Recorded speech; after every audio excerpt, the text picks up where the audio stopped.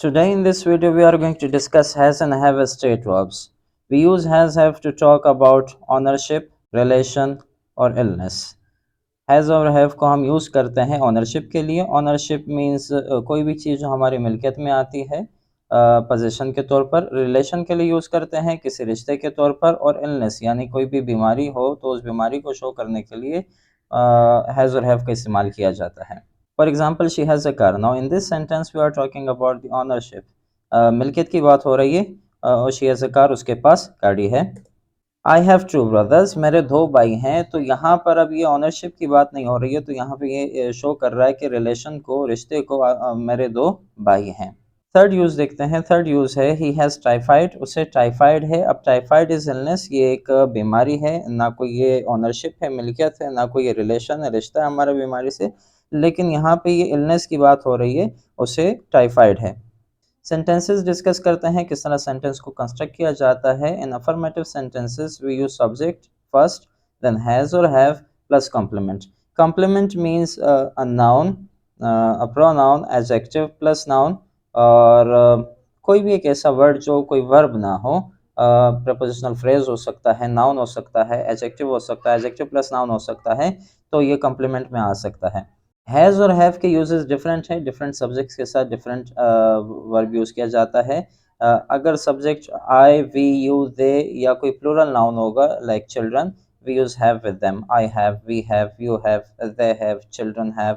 और उसके बाद कोई भी कम्प्लीमेंट लगा सकते हैं. But on the other hand अगर सब्जेक्ट ही, शी, इट या कोई सिंगुलर नाउन यानी थर्ड पर्सन सिंगुलर्स में से अगर कोई आएगा तो वहाँ पर उसके साथ हैज़ यूज़ किया जाता है, हैव यूज़ नहीं किया जाता. He has, she has, it has. कुछ सेंटेंसेस डिस्कस करते हैं. आई हैव लॉन्ग हेयर, मेरे लंबे बाल हैं. शी हैज़ लॉन्ग हेयर, उसके लंबे बाल हैं. तो अगर सेंटेंस में सब्जेक्ट आई है तो हैव यूज़ कर दिया, और अगर इसी तरह से आई की जगह हम ही, शी लगा दें या ही लगा दें तो हैज़ यूज़ हो जाएगा. बाकी सेंटेंस सेम रहेगा. यू हैव कॉल्ड, आपको नज़ला है. तो यू है, हैव यूज़ किया जाएगा. लेकिन अगर इसी यू की जगह हम इट लगा दें तो इट हैज़ कॉल्ड, इसे नज़ला है. वी हैव मैनी रिलेटिव्स, हमारे बहुत सारे रिश्तेदार हैं. सब्जेक्ट वी लगाया तो हम यहाँ पे वर्ब हैव लगाएंगे, लेकिन अगर हम इसी वी की जगह ही लगा दें सो ही हैज़ मैनी रिलेटिव्स, बाकी सेंटेंस सेम रहेगा, हैव की जगह हैज़ आ जाएगा. दीज किड्स हैव करेज, इन बच्चों में हिम्मत है. प्लूरल नाउन, प्लूरल नाउन के साथ हैव यूज़ किया जाएगा. But if you use singular noun, that child has, child singular है तो हैव की जगह हैज़ यूज़ हो गया. दैट चाइल्ड हैज़ करेज, उस बच्चे में हिम्मत है.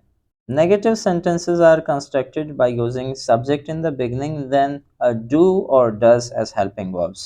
And then in negative sentences or interrogative sentences, we do not use has. जो हैज़ का जो यूज़ है वो सिर्फ पॉजिटिव सेंटेंसेस में किया जाता है, अफर्मेटिव में. ना नेगेटिव में हैज़ का यूज़ किया जाता है ही, शीट के साथ, ना ही इंटरोगेटिव में हैज़ को यूज़ करते हैं. तो यहाँ जो मेन वर्ब है वो सिर्फ हैव यूज़ किया जाएगा किसी भी सब्जेक्ट के साथ. लेकिन डू और डज का जो यूज़ है वो डिफरेंट सब्जेक्ट के साथ किया जाएगा. जिन सब्जेक्ट के साथ हैज़ यूज़ करते थे वहाँ उनके साथ डज लगाया जाएगा, और जिनके साथ हैव यूज़ करते थे उनके साथ डू लगाया जाएगा. For example, I do not have, we do not have, you do not have और they do not have.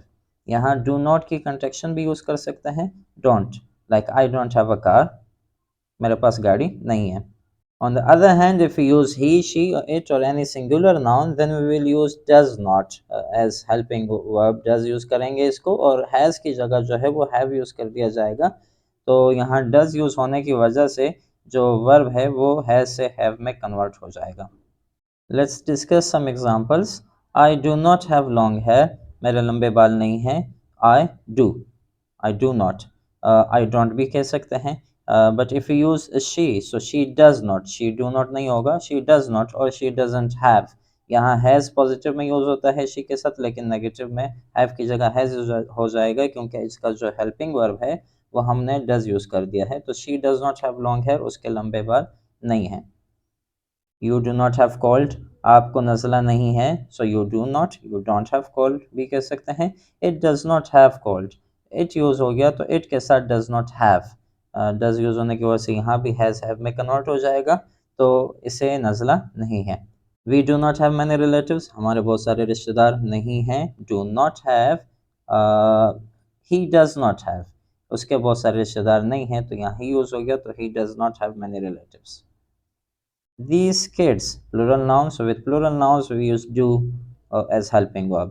और अगर सिंगुलर नाउन होगा तो डज यूज करेंगे, जैसे चाइल्ड सिंगुलर है, so these kids do not have courage, इन बच्चों में हिम्मत नहीं है, that child does not have courage, उस बच्चे में हिम्मत नहीं है। In interrogative sentences, we use do or does, the helping verbs in the beginning of the sentence as usual. जिस तरह कोई भी interrogative sentence होता है उसकी शुरुआत helping verb से होती है, subject शुरू में use नहीं किया जाता, and after helping verb we use subject and then have. Again there is no has in interrogative sentences.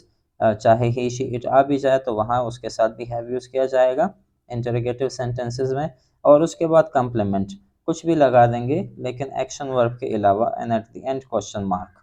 जैसे यहाँ एक फॉर्मूलेशन आपको दिख रहा है, do in the beginning then I we you they any subject, कोई भी सब्जेक्ट लगा सकते हैं, and after that have as verb main verb and then complement, कोई भी जो आप कॉम्प्लीमेंट यूज करना चाहें। Do I have a car, क्या मेरे पास गाड़ी है। बाकी के सेंटेंसेस में डज को शुरू में लगा दिया जाएगा और उसके बाद सब्जेक्ट ही शी इट और any singular noun, then have as main verb. He she it के साथ पॉजिटिव सेंटेंसेस में हैज यूज होता है, लेकिन नेगेटिव और इंटरगेटिव में हैव यूज किया जाएगा। Does he have a car, क्या उसके पास गाड़ी है। डज शी हैव फ्लू, क्या उसे नज़ला है। मजीद कुछ सेंटेंसेस डिस्कस करते हैं। Do I have long hair, क्या मेरे लंबे बाल हैं। Do in the beginning as helping verb, then subject and after subject have as main verb. But does she have long hair, क्या उसके लंबे बाल हैं। सो यहाँ डज आ गया और she and then have as main verb. Do you have cold, क्या आपको नज़ला है। डज इट हैव कोल्ड, क्या इसे नज़ला है। डू और does in the beginning. Do we have many relatives, क्या हमारे बहुत सारे रिश्तेदार हैं। Does he have many relatives, क्या उसके बहुत सारे रिश्तेदार हैं।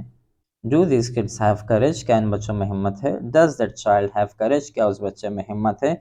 सो in interrogative sentences we use do और does helping verbs in the beginning, उसके बाद सब्जेक्ट यूज किया जाएगा, और सब्जेक्ट के बाद जो भी सब्जेक्ट होगा उसके बाद हैव यूज करेंगे, और उसके बाद complements and at the end question mark. तो इस वीडियो में हमने हैज़ और हैव के 3 यूजेस पढ़े। Number 1 position, ownership, number 2 illness, and number 3 relation. एक छोटी सी एक्सरसाइज सॉल्व करते हैं जिससे हमें हैज़ और हैव का कंसेप्ट जो हमने अभी तक पढ़ा है वो थोड़ा जो है प्रैक्टिस हो जाएगी उसकी। Let's do the exercise.